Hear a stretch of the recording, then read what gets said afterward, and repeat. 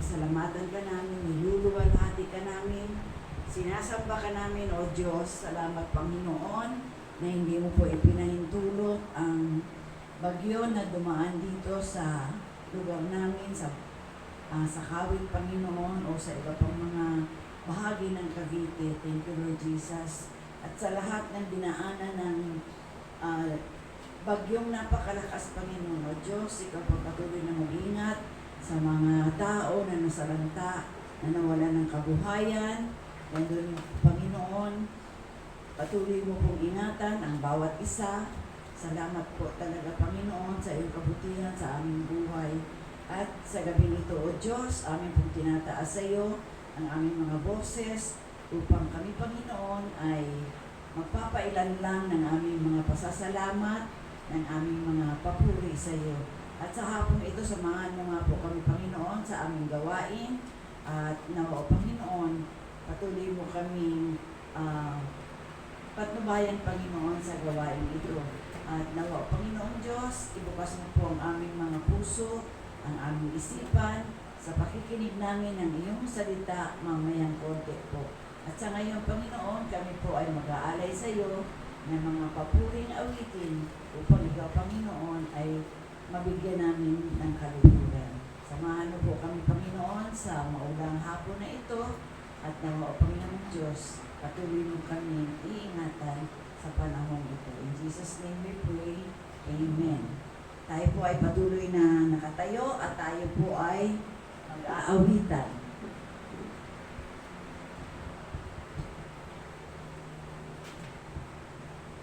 Si Malo at saka si Ate Mel dito.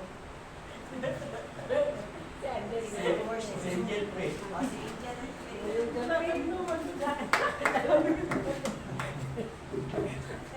Ano banda? Ikaw? Dahil lang yung dito na yung yapto yan. Ay, ang baliba dito. Wala naman.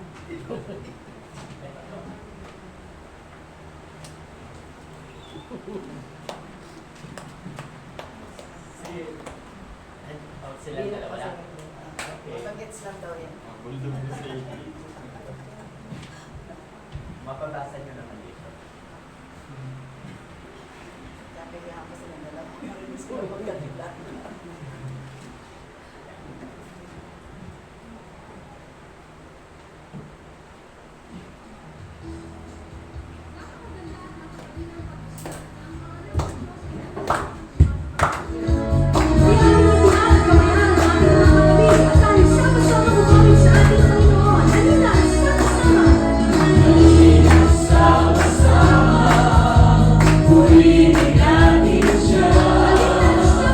Halina't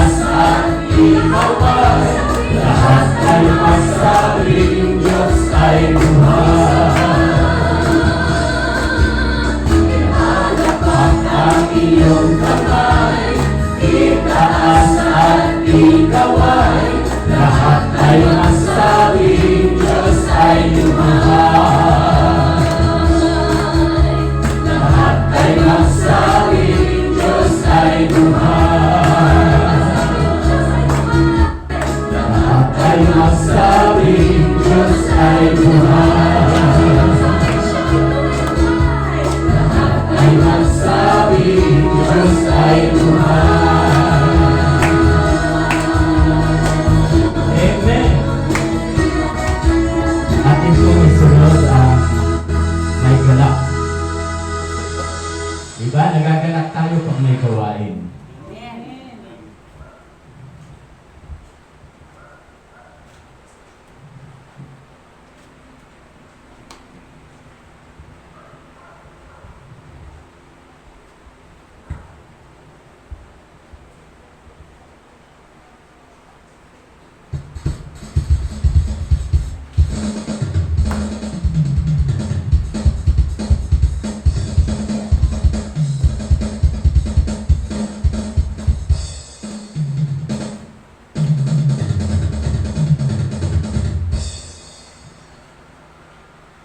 Ito ang oras upang magsaya sapagkat ang Diyos ay ating kasama. Amen! Amen! Nakayo po Ang lahat ng nagmamahal sa Panginoon ay hinahayaan umawit ang pumalakpa. Itaas natin ang ating kamay at tayo nagsumigaw ng hallelujah! Dapat dito tayo. Uniform. Kung ikaw man ay may kabigaran na gumora sa puso, magsimula kang umawit at magpuri sa Panginoon dahil sa kanyang pinasya mo lamang matatagpuan ang tunay na kapayapaan. Sa kanyang piling mo lamang mararanasan ang tunay na kagalakan. Sa kanyang isip mo lamang madarama ang tunay na kalakasan. Dahil ito ang kanyang pangako, bibigyan kanya ng lakas, tulad ng akina, at ikaw ay kanyang iaangat sa anumang bagyo ang magsugo. Kaya inaanyayahan kitang patuloy na mag-aawit ng mabuti sa araw ng Panginoon Jesus. Dahil sa piling ay maligaya. May kalak, may saya, may tuwa sa piling ng Diyos. Sapagkat hirap ng puso ay naglalamo. May awit, may sayaw, at pagpuri para sa Diyos na hatid ng pusong pinagpalalang lubos. Sa handog niya ay kapayapaan, handog niya ay kagalakan, handog niya ay kalakasan. Sa bawat pusong napapagaan, kaya't ang awit ng papuri, awit ng pasasalamat, at ang awit ng pagsamba ay para lang sa Kanya. Sino mo ngayon ang nakakaranas ng pagpapanibagong lakas at pagpupuri sa Diyos? Lahat tayo bumatagpa at ihayag na sa piling niya ay matatala. May saya, May saya, may tuwa, may tuwa sa piling ng Diyos. sapagkat Hirap na puso ay puso ay naglalaho. may saya, at pagpuri At papuri para sa Diyos. na hatid ng pusong Pinagpalalang Diyos. Handog niya ay kagalakan, handog niya ay kalakasan. Sa bawat pusong napapagaan, kaya't ang awit ng papuri, awit ng pasasalamat, at ang awit ng pagsamba ay para lang sa Kanya.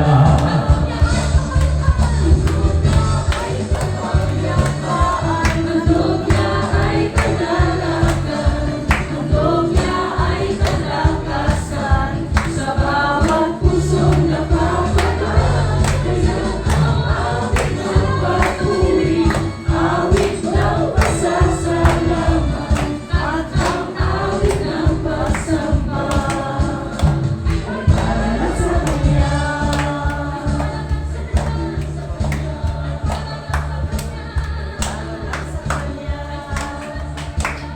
Amen.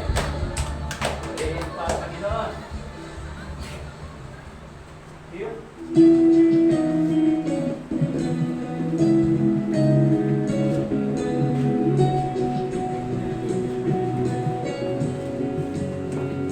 Muna kami.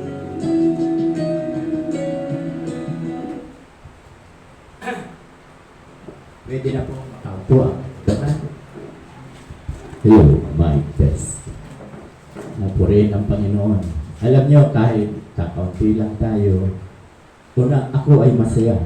Sa Bible study nga, 2 taon at kalahati 2.5 years na nagpa-Bible study kami, 4 lang, 5, minsan 6. Pero masaya ako kasi napakahalaga na maituro ko yung pinag-aralan ko sa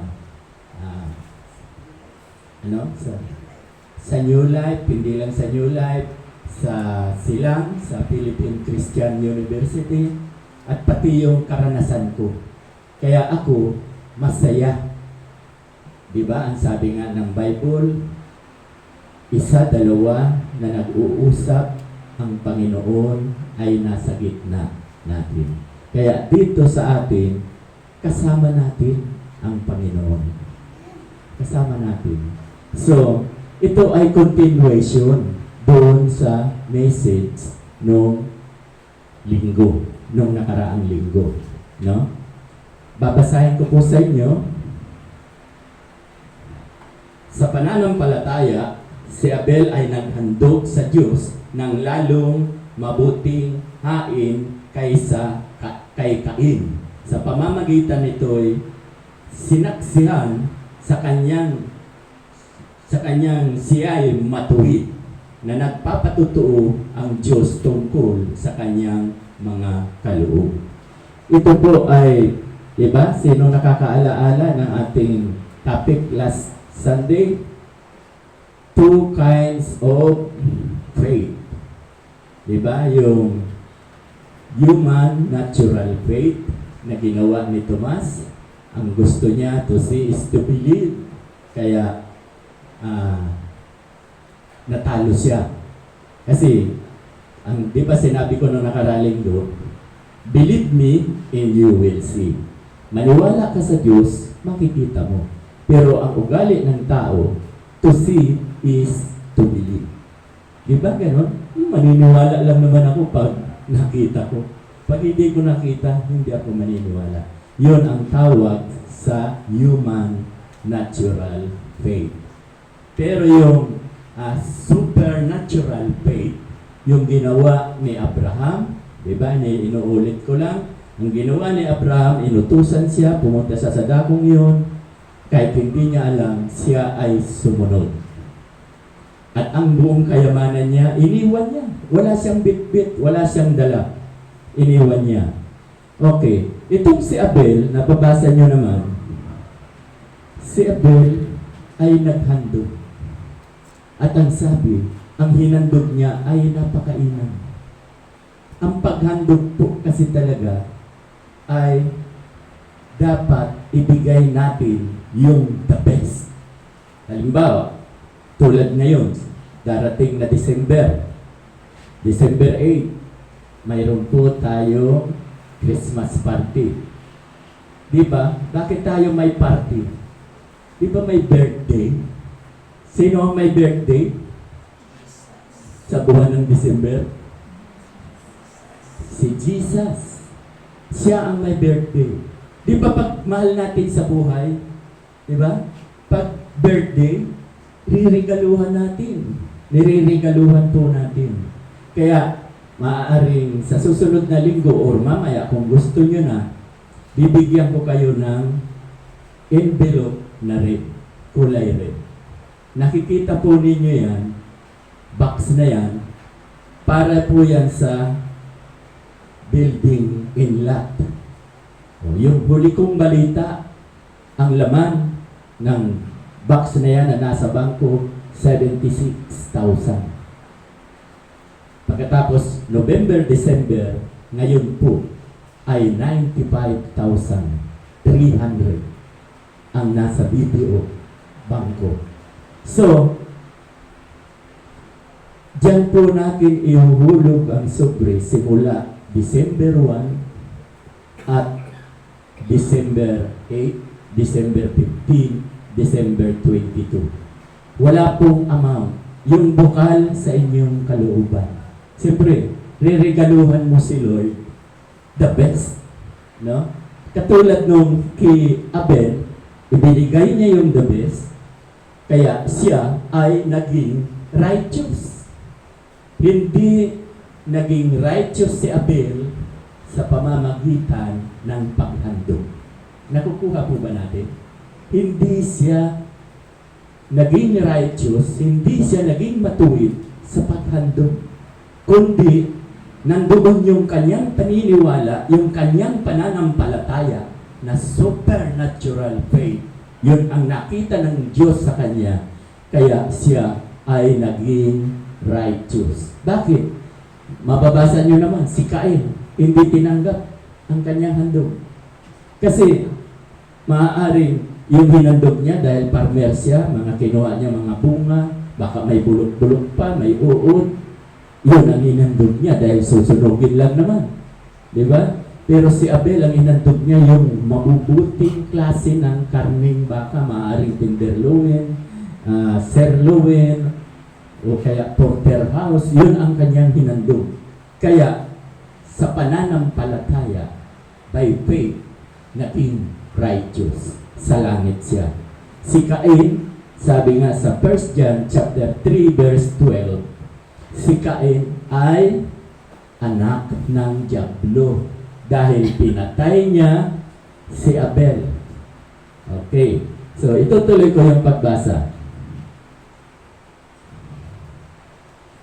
At sa pamamagitan nito, patay na siya ay nagsasalita pa. Si Abel, patay na, nagsasalita pa. Sa pananampalataya, ito naman, iba naman to. Sa pananampalataya, si Enoch ay inilipat upang huwag niyang makita ang kamatayan at hindi siya nasumpungan sapagkat siya ay inilipat ng Diyos. Sapagkat bago siya inilipat, ay pinatutuhanan sa kanya. Sa kanya ay siya ay naging kalugod-lugod sa Diyos. Ito po yung sinabi ko na to sa inyo. Si Enoch, ikapitong henerasyon galing kay Adan. Si Enoch hindi nakaranas ng kamatayang pisikal.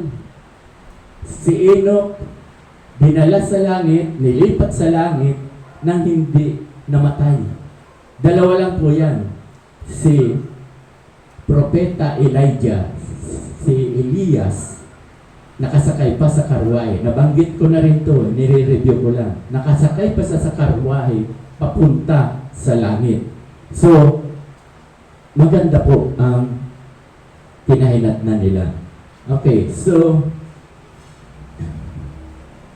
siya raw ay kalugod-lugod sa Diyos. Ibig sabihin din, righteous. Naging righteous din si Enoch dahil siya ay nanampalataya. By faith.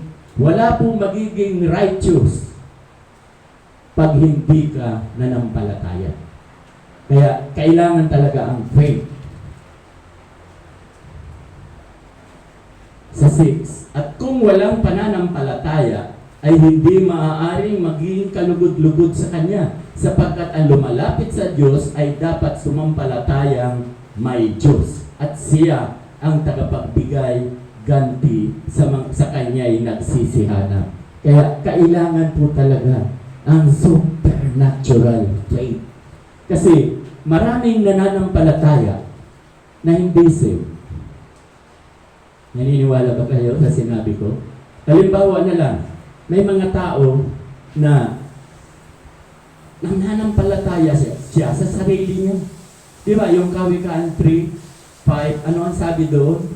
Kayawi ka lamang magtiwala, buong puso at lubusan, at huwag kang mananangan sa iyong sariling karunungan.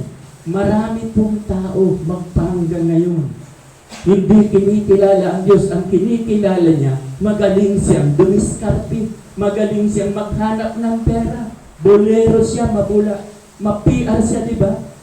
Kahit nga yung mga manluloko, mapapaniwala ka, yung pala scam. Di ba? Matatamis daw magsalita yan. Diskarte sila. So, nananampalataya sila sa kanilang galing. Pero, hindi sila saved. Kasi ang sinasabi ng banal na kasulatan, bakit ko sinabing hindi sila saved? Ang sabi sa Efeso chapter 2, verse 8 and 9, we are saved by grace through faith in Christ Jesus. Tayo raw po ay naligtas sa biyaya. Habang ito ay regalo ng Diyos sa atin sa pamamagitan ng pananampalataya kay Jesus. Kaya pag hindi ka nanampalataya kay Jesus, nanampalataya ka sa iyong sariling karunungan, sorry ka na lang. Isa yan sa pananampalataya, hindi makakarating sa langit. Meron pa, marami pong nananampalataya sa dilim, sa black, sa dilim. Kaya sila may mga suklok ang ulo. Ang sinasamba nila, nananampalataya sila sa Diablo, kay Satanas, or kay Lucifer. Yun ang kanilang pinapaniwalaan. Black magic na tinatawag. Marami po yan. So, iyan din ay hindi kasama na maliligtas. Maliban, kung makakilala sila kay Kristo, nakarinig sila ng salita ng Diyos ng katulad ng itinuturo ko sa inyo, maliligtas sila. Kung mananampalataya sila sa ating Panginoong Hesus. Siya lang talaga. Kaya tingnan nyo ang pangalan natin. Jesus. Siya ang daan, katotohanan, at ang buhay.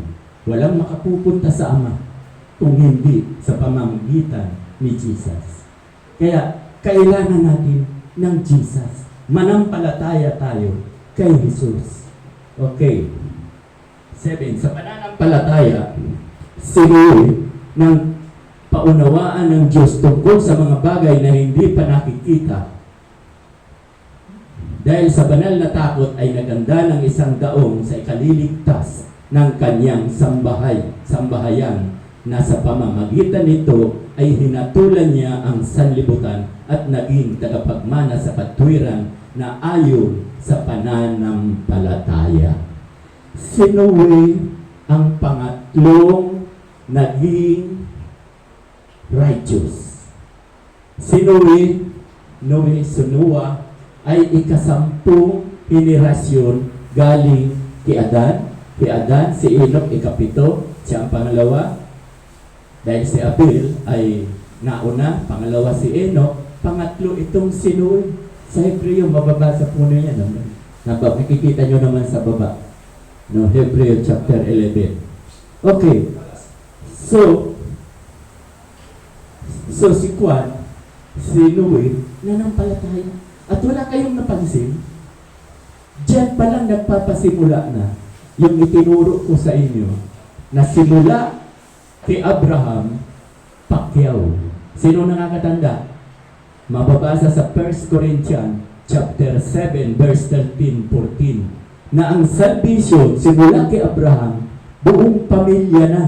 Kaya dito pa lang, ipinakikita na. Di ba, binasa ko naman. Ang buong sambahayan niya naligtas. Pero, naligtas sa kamatayan, physical, hindi spiritual. Naligtas sila kasi yung tatlo niyang anak. May tatlo siyang manugang, di 6. May asawa si Noe, 7. Pang-8 si Noe. Naligtas sila, pero walang sinasabi na yung asawa ni Noe at yung mga anak ni Noe, walang sinasabi sa Bible na sila ay righteous. Si Noe lang. Kaya dyan, ipinakikita na. Pero, yung talagang yung Pacquiao, yung sinasabi ko, yung pribileho, nagsimula yan kay Abraham. Kaya, di ba, si Abraham, pang-20 henerasyon hanggang kay Jesus is 42 generation. Lahat po yun same. Okay. So, Sinua, sa ikapito, sa babasahin ko ulit, sa pananampalataya, Sinue, na paunawaan ng Diyos tungkol sa mga bagay na hindi pa nakikita dahil ng banal na takot. May banal at naganda ng isang daong sa ikaliligtas ng kanyang sambahayan. Inulit ko lang, sa ikaliligtas, yung hinanda niyang daong sa ikaliligtas ng sambahayan. Okay. Tingnan po natin sa susunod. Ito na, yung sinabi mo kanina. Sa pananampalataya, si Abraham nang tawagin ay tumalima ito upang pumaroon sa isang dakong kanyang tatanggaping mana. At siya yumaon nang di nalalaman kung saan siya paroroon. Ito ang isang pinakaunang supernatural faith. Kalain mo, mayaman yan, maraming mga ari-arian yan, maraming mga hayop, na inaalagaan. Iniwan niya. Kung babasahin niyo ang Genesis, iniwan niya at pumunta sa dako na sinasabi na kahit hindi niya alam, sumunod siya sa Diyos. Pumunta siya. Pero ano ang nangyari sa kanya? Lalo siyang pinagpala. Lalong yumaman kasi yan ang pangako sa kanya. Sabi niya, di ba? Dalawa lang nasasabihin ko sa pangako. Ang pangako ng Diyos kay Abraham, pararamihin ko ang iyong lahi, ang iyong anak. Pangalawa, pagpapalain ko hanggang kaapu-apuhan. Mayroon bang pinagpala na mamamatay sa gutom? Hindi. Kaya si Abraham, kung babasahin niyo, yumaman po yan.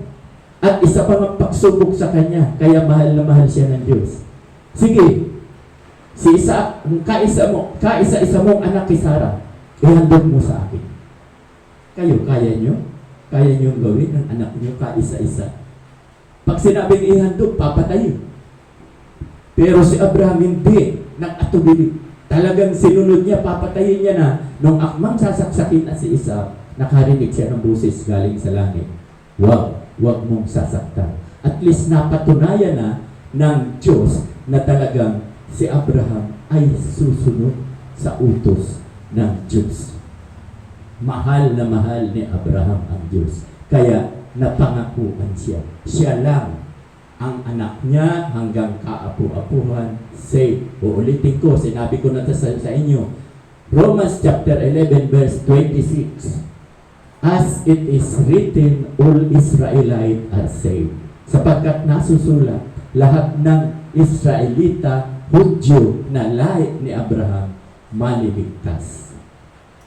Yan po ang kagandahan. Kaya kung walang Kristo, hindi nagkatawang tao ang Ama, di ba? Ang Ama naman ang nagkatawang tao, mababasa natin yan sa John 1:1 at John 1:14.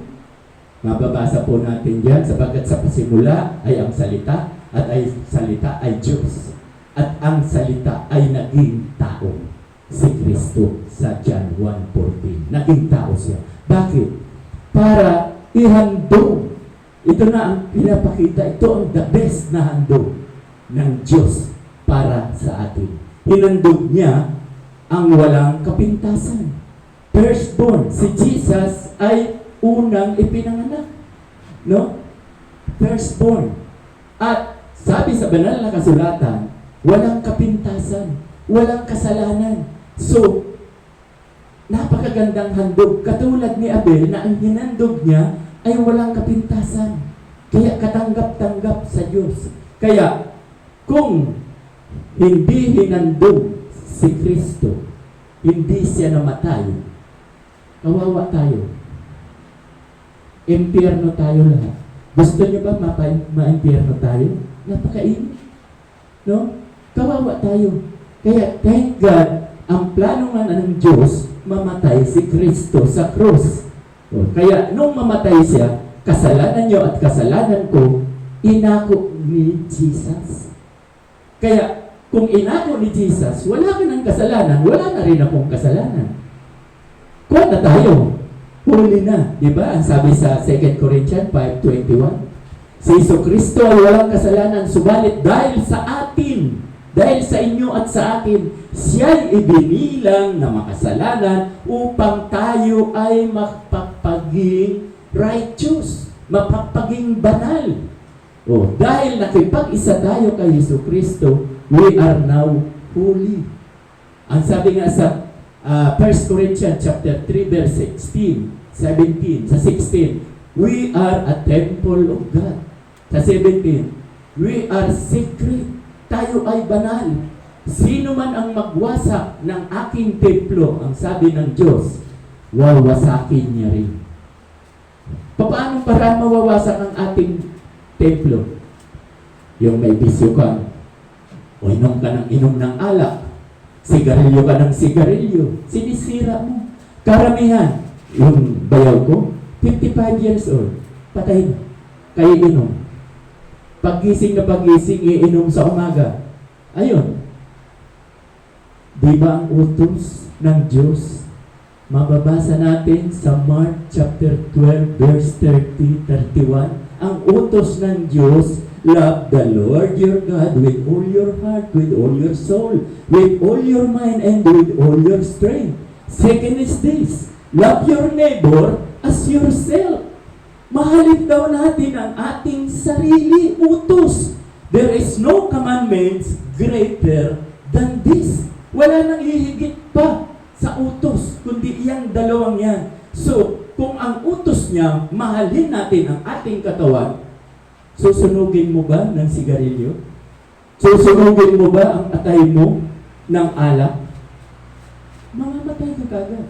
Kaya nga, di ba? Sabi sa Romans chapter 6 verse 23, sapagkat ang kabayaran ng kasalanan ay kamatayan. Subalit, ang regalo ng Diyos ay buhay na walang hanggan sa pamamagitan ni Jesucristo.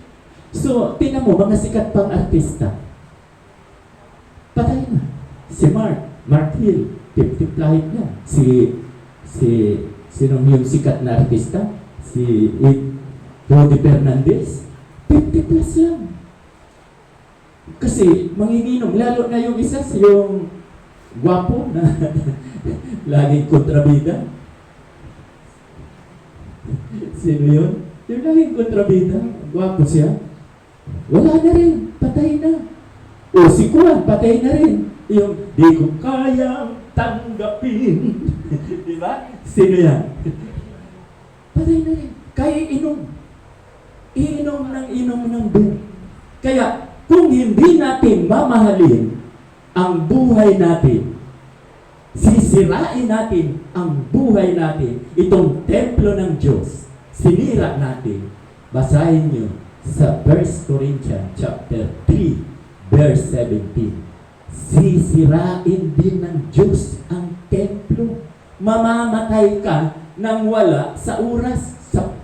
Di ba, lagi kong itinuturo sa inyo, ang gusto ni Lord, 120. Mababasa sa Genesis chapter 6, verse 3. Hayaan nyo makulit ako. Inuulit ko lang, ang gusto niya 120. Bakit hindi tayo umabot man lang ng 70? Hindi umabot ng 60? Dahil yung templo ng Diyos, sinisira natin. Tayo ay holy, sacred. Hindi po ako nagbibiro. Pakinggan niyo ulit itong mga sinasabi ko. Pakinggan niyo sa YouTube. Basahin niyo sa Bible. Kasi hindi ko na nailagay dyan. Tama po lahat yun. Mahalin daw natin ang ating sarili. Okay. Next. Ito naman. Maganda to. Yung babaeng may karamdaman. May sakit siya. Ang sakit niya ay dinudugo. 12 years na siyang dinudugo. Hindi gumagaling. Nagpapadoktor na. Hindi rin napagaling ng doktor. Ubus na ang kanyang kayamanan. Kaya, naisip niya, sabi niya, nang si Jesus lumalakad, ang daming taong sumusunod kasi ang daming pinapagaling ni Lord, ni Jesus na mga may karamdaman. Ano ang sabi niya? Nababasa niyo naman? Ang sabi ng babaeng itong dinudugo, mahawakan ko lang ang laylayan ng damit ni Jesus. Ako'y gagaling. No? Diba? Ano ba? Basahin ko. At narito, isang babaeng inaagasan may 12 taon na ay lumapit sa kanyang likuran at hinipo ang laylayan ng kanyang damit sapagkat sinabi niya sa kanyang kalooban, kung mahipo ko man lamang ang kanyang damit, ay gagaling ako.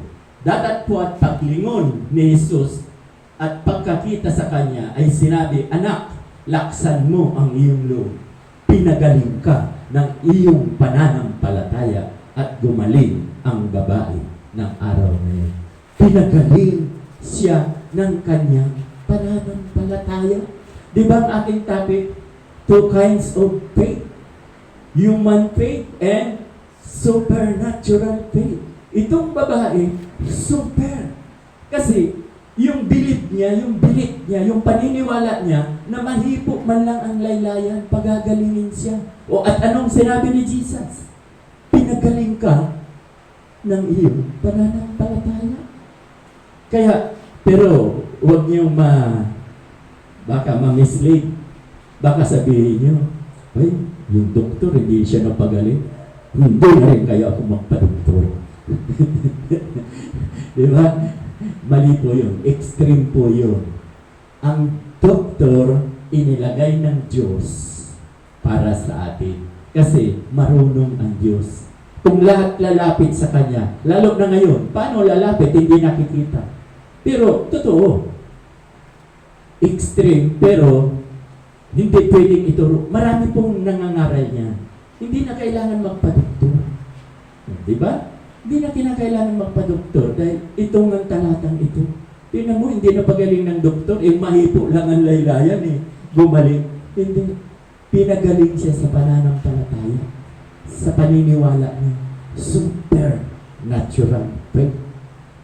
Kaya ini-encourage ko kayo. Pero, huwag natin baliwalain ang doktor. Why? Yung knowledge ng doktor galing sa Diyos. Yung wisdom ng doktor galing sa Diyos. Kaya, pag pinagaling kayo ng doktor, pinagaling tayo ng doktor, hindi ang doktor ang nagpagaling sa atin. Sino ang nagpagaling? Siya. Kasi yung knowledge ng doktor, wisdom ng doktor, galing sa Diyos. So, credit sa Kanya. Dahil kung hindi galing kay Lord, hindi ka gagaling. Kahit anong doktor ang lumapit sa'yo. Hindi ka gagaling.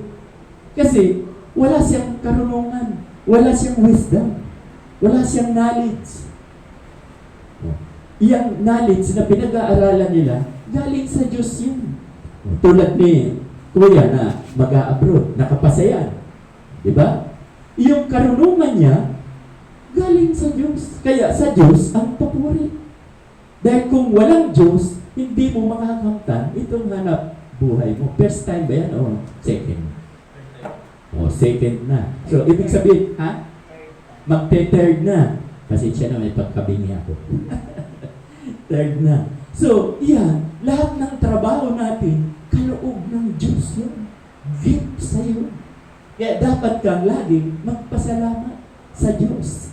Magpasalamat. Kung maghandog ka, birthday ni Jesus sa December.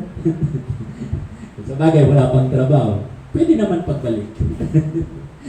Okay.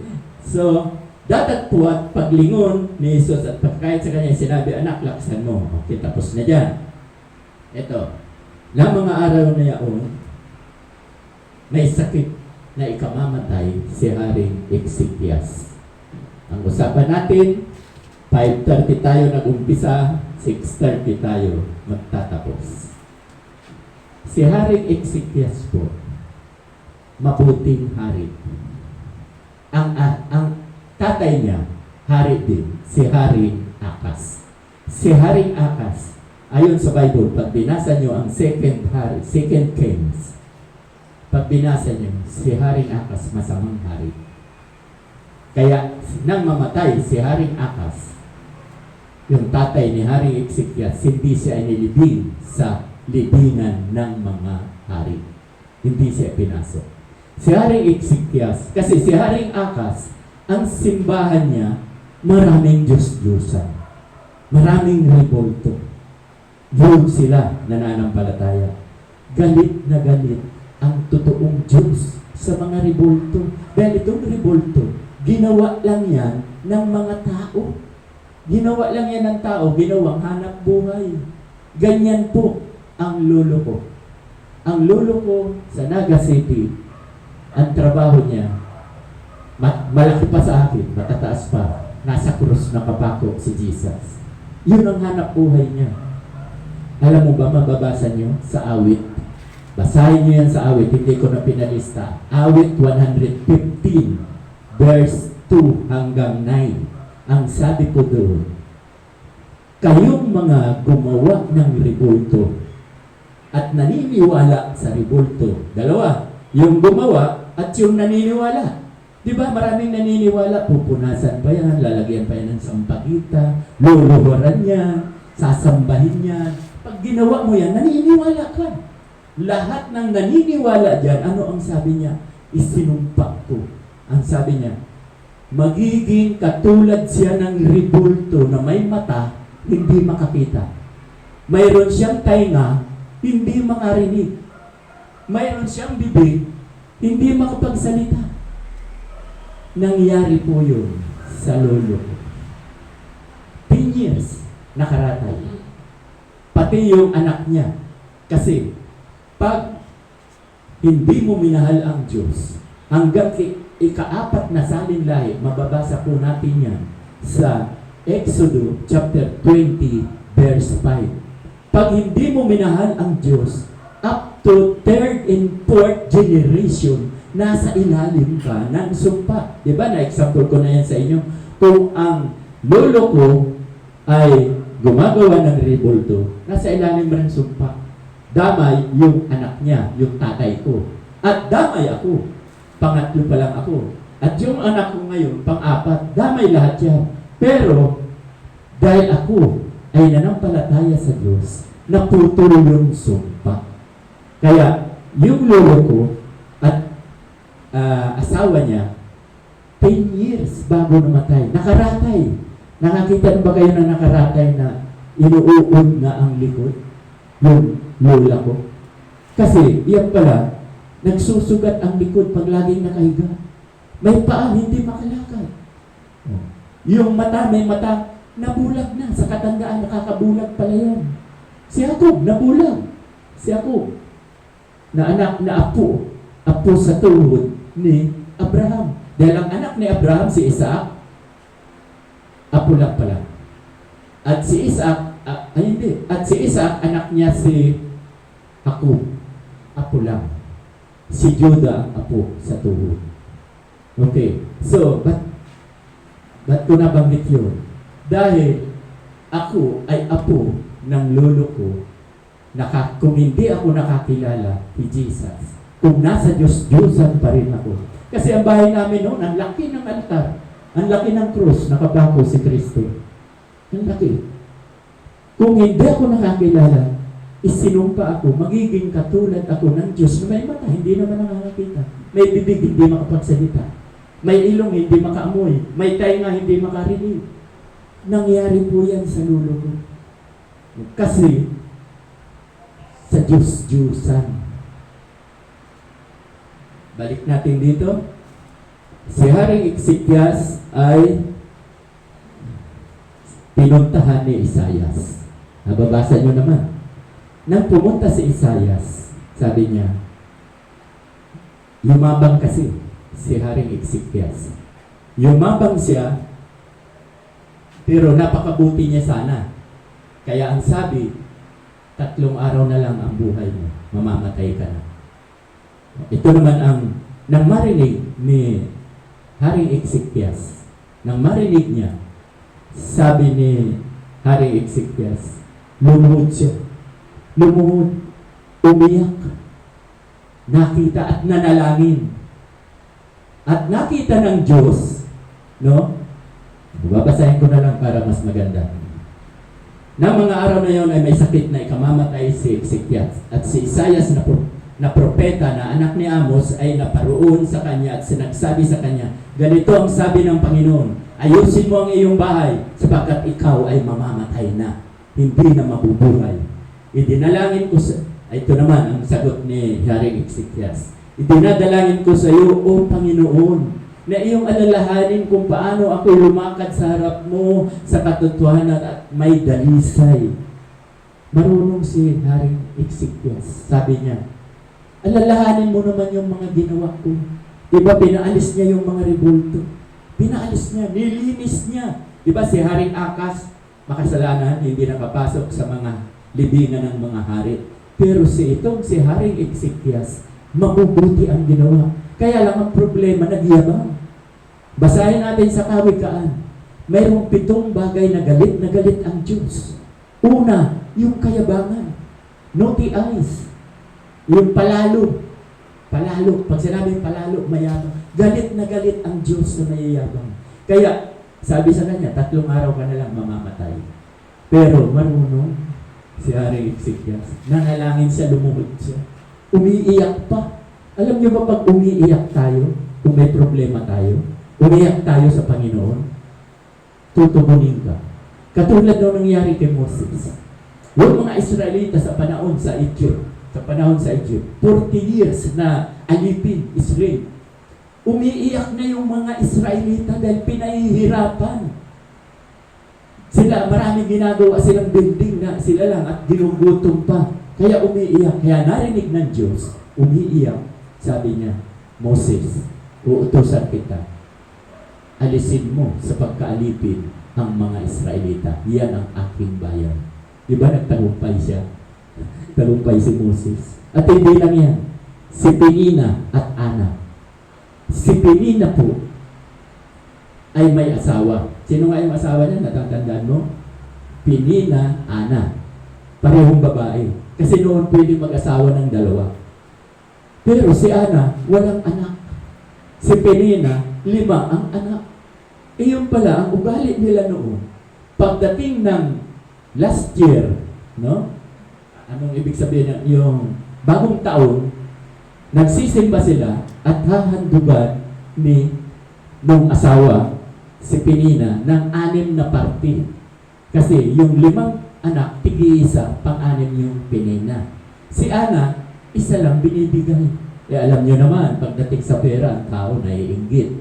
Diba? Pagdating sa pera, parang nainggit na rin siya. Umiyak siya, sabi niya, Lord, bigyan mo naman ako ng anak. Umiiyak siya. Nang makita nga siya ni Sacerdote Eli, oh, lasing siguro to.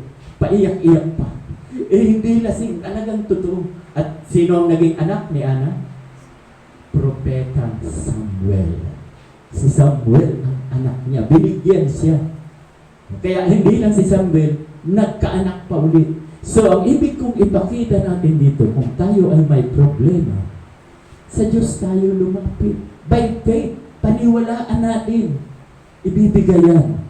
Okay, nasaan na tayo? Maaga pa, may 20 minutes pa.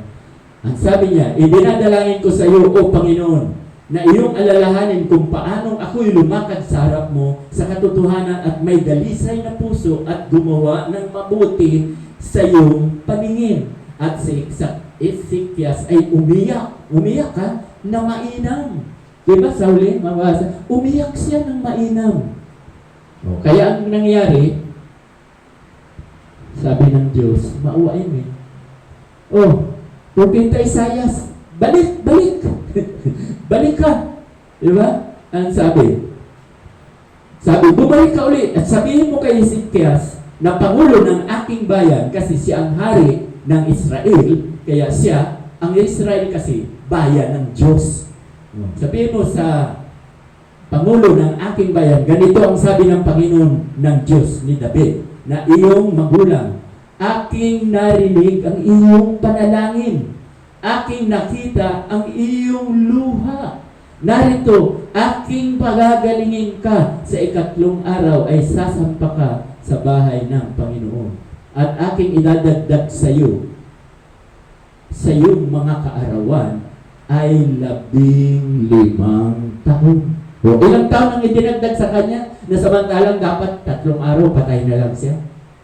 Patay na siya. Ilang taon? 15 years. By faith. Kita nyo? Kaya tayo, sasabihin natin, ay mamamatay na yata ako bukas, may sakit ako eh. Hindi ako pinapagaling. Napag-aralan natin ngayon. By faith, pariwalaan mo, gagaling ka. Kung wala kang pambili ng gamot, gagaling ka. Umiyak ka lang sa kanya. Pero kung may pambili ka naman ng gamot at hindi ka nagpagamot, wala na akong magagawa. Sorry na lang. Sorry na lang pag namatay. Pero maraming mangutangan. Hindi masama mag-utang kung walang-wala talaga. Kasi buhay ang nakataya. At paniwalaan mo, katulad ng babaeng dinurugo for 12 years, paniwalaan mo, pagagalingin ka. Gagaling ka. O, ako na lang. Abay, kung hindi ako nananampalataya sa Diyos, matagal na akong patay. Lasinggero ako eh. Butangero ako. Maaaring 50, patay na ako. Dahil siga na ako, dahil mali na yung katuruan ko eh. Naniniwala ako sa sabi-sabi, kung oras mo na, ay oras mo na. Oh, di ba? Kaya naging siga ako. Nasaksak ako. Napalo ako ng tubo, 7 stitches. Napalo ka ng tsako, basag ang time ako. Binaril ako 3 times. Walang pumutok sa revolver. Umiikot yun. Bakit? Ang ugali ko noon, kaya ako suicide. Kung mamamatahin ako sa labang ito, di tapos na, hanggang dyan na lang ako. Mali. Diba? Ibabalik ko doon sa Mark chapter 12, verse 31. Mahalin mo ang iyong kapwa na kagaya ng pagmamahal mo sa iyong sarili para humaba ang buhay natin. Pero yung suicide ako, dahil ang paniniwala ko, kung mamamatay ako, di ba totoo naman eh. Kung mamamatay ka ngayong araw na to, kahit anong gawin mo, mamamatay ka. Pero hindi po yan totoo. Mababasa natin sa mga ngaral, chapter 7:17. Tingnan niyo yan sa Bible. Hindi ko na sinulat dito. Ang sabi po, sa mga ngaral, chapter 7, verse 17, huwag kang magpakasama-sama. Huwag kang magpakasama-sama at magpakamangmang. Baka hindi mo abutin ang itinakda sa iyong oras ng kamatayan. O, kailan tayo itinakda? Cross-examine. Anong taon tayo itinakda? Good! Akala ko sasabihin nyo na naman 50, 60 kasi ang nangyayari ngayon 50, 60, patay na. Bunga ng kasalanan, kaya namatayan. Kung ako hindi tumigil sa ugali kong yun na suicide ako, matagal na akong patay. Matagal na akong patay. Ito nga, minsan yung tubong palo ko noon, nandito na ako sa Panamitan. Nagulat siya, umaga na ako dumating kasi sa ospital sa ospital ng Manila. Nagulat siya, nandiyan siya sa Panamitan. Bakit may ribbon sa ulo? May ribbon daw ako, kulay puti. Hindi niya alam. Yung bulak yun na inilalagay dyan. No? Taka siya, ikwinito ko na, natakot siya. Kasi pwede akong mamatay nun. Mabuti, ang matapang, alam niyo ang matapang. Dapat bagsak na ako nun. Hindi ako bumagsak. Nakalaban pa ako. Nakapasok pa ako doon kasi sa bar yun, may bar. O, siya tumakbo. Kasi sa bar, ako ang bartender. Maraming konselyo doon. Takbo siya. Buti salamat, mabuti tumakbo. Kung lumaban pa yun, talagang sasabay ako. Kaya yun, nasaksak na ako. Ganun po yun, nasaksak ako. Pareho kaming may hawak. May traitor siya. Sinaksak niya muna ako. Kasi, ako naman kasi, mahilig akong manuntok. Nakatambay sa estasyon ng train. Nakatambay siya. Kalaban ko. Lumapit ako. Suntok lang. Pero may hawak ako. May kutsilyo ako sa katawan. Pag suntok ko, sabay saksak. Nakahanda rin pala siya. Sinaksak ako rito. Nagkiklat nga ako rito. Aba, nung may tama na ako, kinuha ko na rin yung kutsilyo ko. Maraming tao nakakakita. Takbo siya. Dahil ako, palaban talaga. Dahil sabi ko, ugali ko, kung mamamatay ako, patay. Pero hindi. Ang gusto ng Diyos, humaba ang buhay natin. Iba, mababasa sa Hebreo, chapter 7, verse 29. Hebreo, chapter 9, verse 29. Sapagkat itinakda sa lahat ng tao ang minsan lang mamatay at pagkatapos ay ang paghuhukom. So, itinakda tayo sa 120. Kaya nga, ang hinihingi ko, 101 masaya na ako. Just to prove na ang salita ng Diyos ay totoo. May 15 minutes pa. Okay. Kaya nga, sinabi ko sa inyo, huwag kayong mga balisa sa inyong pamumuhay. Kung ano baga ang inyong kakanin. Ito maganda na naman. Ito maganda. Dito ako magtatapos. Matthew 25. Matthew 6, 25, 26. Alam ninyo, ang tao ngayon, laging balisa. Bukas, pasukan na. Saan ako kukuha ng uniform? Patapos, anong ipapakain ko? Kaya ang ginagawa, kaliwat kanan, umuutang. Hindi po, mali po yan. Ang pag-utang ay kung emergency. Pero yung pagkain sa pang-araw-araw, matuto po tayo magtipid. Kami noon, nung bago ako mananampalataya, ang kinakain namin, bilis. Yan ang pinakamura. Itlog, pinakamura yan. No? 2 piso lang yan noon, yung itlog. Tapos, may puno kami ng malunggay, gagata ng malunggay. Kaya pala maliksi ako kasi itong malunggay, magandang sustansya. So, talagang tiniis namin na dati, utusan namin si Lydia, di ba nasabi ko na sa inyo, si Leslie, 5 years old. Punta ka kay Aling Lydia, dala lang ng papel, kailangan ko 1 kilong manok, 1 kilong baboy. Ginili. Bibigyan na. Kasi nagbabayad naman kami pag sweldo. Okay, so, ba't ako napunta dyan? Ano ba yun? Ba't ko sabi yan? Ano ba ang topic? Sa pagkain. No? Sa pagkain, ganyan. So, dahil hindi pa ako mananampalataya, ganun. Puro utang, puro utang. Pagdating ng sweldo ko, wala na, ubos na. Kaya nga nun, yung manganganak na kami ng pangalawa kong anak, si Leonard, na tinatawag namin sa pangalawa, abay, bukas iba panganak ni Mrs. Wala akong kapera-pera. At sweldo ko ngayon, halimbawa ngayon, ang sweldo ko, binambayad ko lang, may natirang 10 piso. Yung 10 piso, pumunta ako ng sugal, hay-alay, 2 piso ang ticket. Tumama ako ng tumama, at bago ako umuwi, tinayaan ko yung liabi na malaking magbigayan, mga 1,000 noon, 2,000, malaking pera na yan ang bigay. Bumili ako. Ang number, hindi ko nakakalimutan, 174.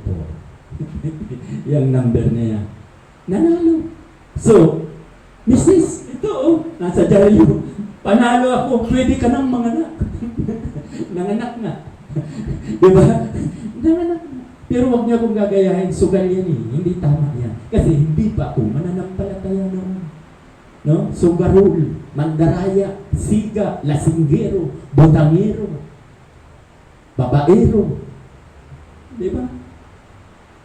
Okay. So, huwag daw po tayo mag-alala. Kasi ang sabi niya, kaya nga sinasabi ko sa inyo, huwag kayong mga balisa sa inyong pamumuhay. Kung ano baga ang inyong kakanin, o kung ano ang inyong iinumin. Kahit ang sa inyong katawan, kung ano ang inyong daramtin, hindi ba mahigit ang buhay kaysa pagkain? Tingnan nyo yan, mahigit ang buhay kaysa sa pagkain. At ang katawan kaysa pananamit.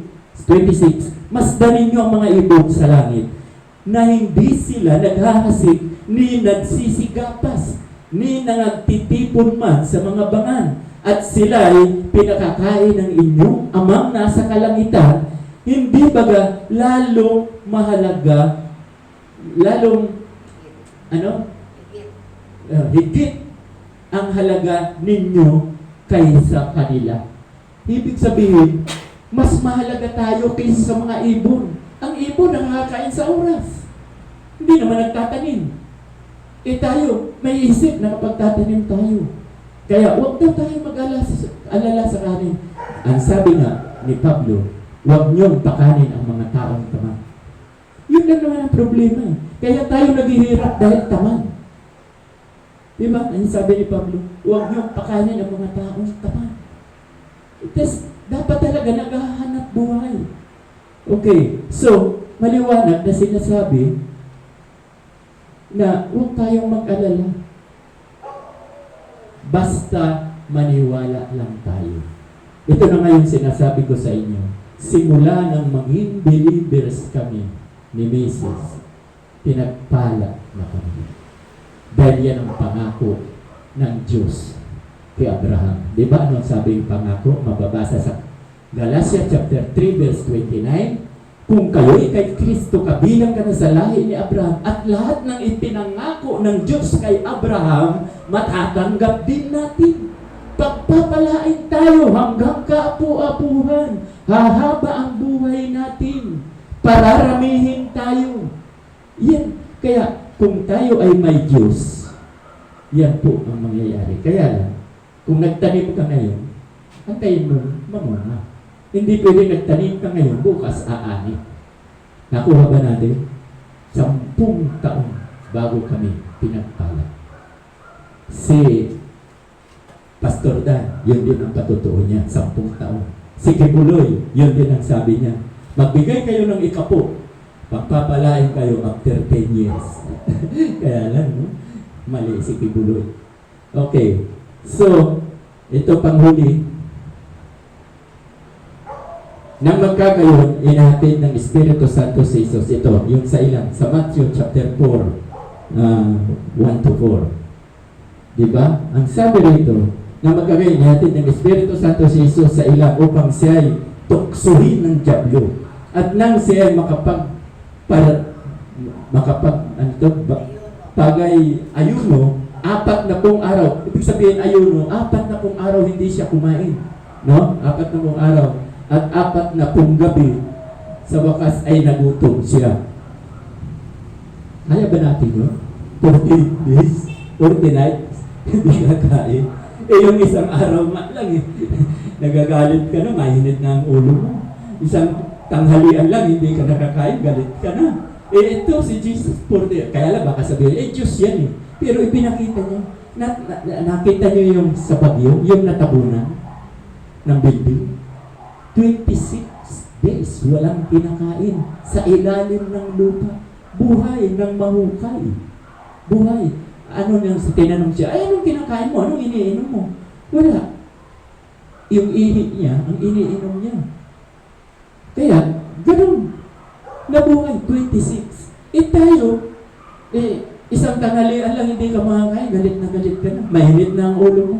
Ang sabi nga ng doktor namin, Dr. Cornejo, kung gusto niyo kumaba ang buhay, eat less. Eat less, live longer. Maraming kumakain po na abusado. Wala sa lugar, lalo na yung gabi. Huwag po kayong kakain kung may edad na tayo. Ng gabi, bubusugin mo dahil wala ka namang gagawin, hihiga ka na lang. Marami pong hindi na nagising. Bakit? Hindi na nagising. Sasabihin, bangungot. Hindi bangungot. Hindi makapag-circulate yung kinakain natin. Full. Punong-puno. Kaya, hindi mo alam, cardiac arrest, mamamatay ka. Cardiac arrest ka. Sasabihin, bangungot. Kaya, eat less, live longer. Ahaba ang buhay natin. Tama yun si Dr. Cornel, specialista sa heart. Specialista sa heart. Okay, so ang sabi rito sa 3, at nang manunokso ay dumating at nagsabi sa kanya, kung ikaw ang anak ng Diyos ay ipag-utos mo na ang mga batong ito ay maging tinapay. Datapwat siya ay sumagot at sinabi, nasusulat, hindi sa tinapay lamang nabubuhay ang tao, kundi sa bawat salitang lumalabas sa bibig ng Diyos. Dito po ako magtatapos. Hindi lamang daw po tayo nabubuhay sa tinapay. Naalaala ko tuloy nung hindi pa ako mananampalataya sa American Club. Wala akong ginawa, umutang. Pero nagbabayad ako kasi ang inuutangan ko, accountant ng restaurant. Alam ko marami siyang pera. Pero nagbabayad naman ako pagdating ng sweldo. Pero siya, hindi siya Kristiyano, pinayuhan ako. Ano ang sabi niya sa akin? Siya, salitang ito. Hindi lamang nabubuhay sa tinapay ang tao, kundi sa salita ng Diyos. Amen. Tayo po'y manalangin. Lord, maraming salamat po sa gabi ito na kahit kami po ay lumabis, ay hindi naman po lumabis ng oras kasi nagpasimula kami sa 5:30. Magsi-6:30 pa rin. Salamat Lord dahil alam ko po na kakaunti lang kami pero alam ko na unawaan nila yung mga mensahe na ibinigay po ninyo sa akin. At nawa po Lord ay maging kalakasan po ito ng aming buhay at higit sa lahat, maipamuhay po namin sa pang-araw-araw ang aming natutunan sa gabi ito. Magandang gabi po sa lahat. Amen. Salamat po, Pastor, sa isang mabiyayang mensahe. na yun naman po ay gaganapin natin ang paghahandog.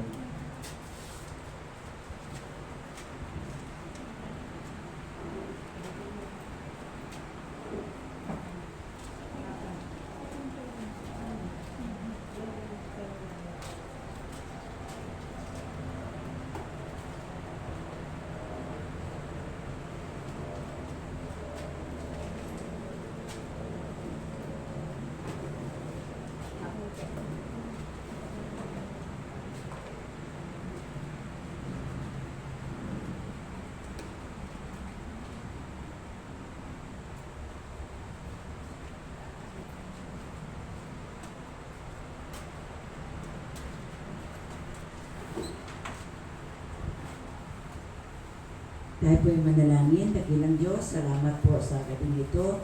Salamat sa mga handog na natanggap namin. Salamat o Diyos sa mga kamay na nagsipaghandog. Salamat din sa mensahe ng buhay na narinig namin sa gabing ito. At patuloy kami lumalapit sa iyo, Panginoon. Patuloy mo pong pagpalain ang mga kamay na nagsipaghandog. Salamat din po sa katotohanan, Panginoon, na hindi lamang kami nabubuhay sa tinapay, kundi lalo kaming mabubuhay sa bawat salitang maririnig namin sa iyo.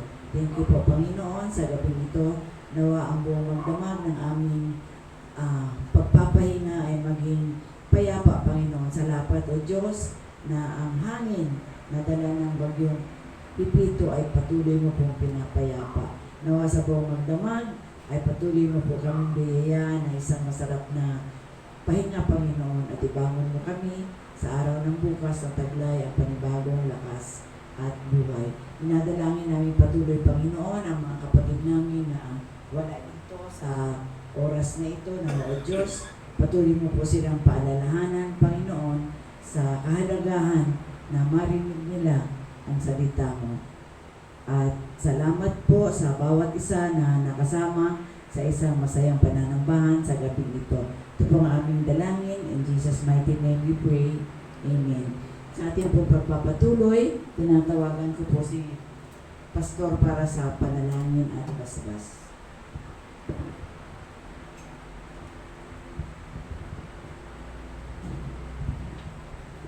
Inanyaya ko pong tumayo ang kapulungan.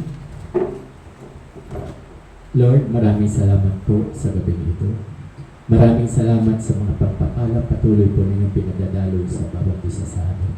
Lord, dalangin ko po na ang aming natutunan sa gabing ito ay maipamuhay po namin sa pang-araw-araw. At hinihingi ko po, Lord, ang iyong basbas. Pagpalain nawa kayo at ingatan, ilingap nawa ng Diyos ang mukha sa inyo at paliwanagin, at higit sa lahat, ang kapayapaan ang siyang maghari sa inyo mula ngayon at magpakailan-kailan pa man. Amen at amen. Magandang gabi po sa ating lahat. God bless everyone and see you all next Sunday.